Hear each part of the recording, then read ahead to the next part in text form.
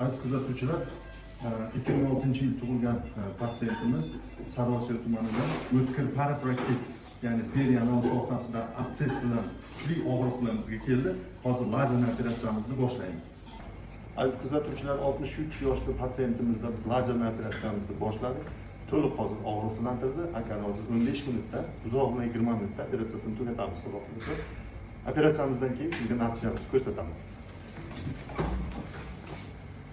Aziz kuzatuvchilar, mana biz patsientimizni lazerli operatsiyasini tugatdik. Operatsiyamiz juda samarali bo'ldi.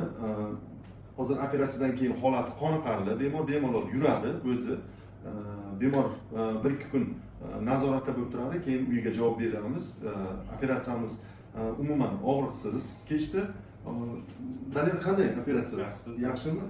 Unday qo'rqinchli vahimali bo'lmadimi? Bu lazerli amaliyot traditsion amaliyotdan ko'ra ancha bir 10 barobar yaxshi hisoblanadi. Ham ertaga natijasi, mana uzoq vaqtdan keyingi natijasi ham samarali bo'ladi. Shu lazerli operatsiyaga qanday o'zi munosabating? Yaxshi ekan, og'riqsiz bo'ldi. Yaxshi. Sen talabmisan? Yaxshi. Bo'lmasa bizni tavsiyalarimizga hammasiga rioya qilasan. Aziz kuzatuvchilar, bizni kuzatishda davom etinglar. Biz sizlarga natijalarimizni ko'rsatib boramiz. Bizni kanalimizdan uzoqlashmang.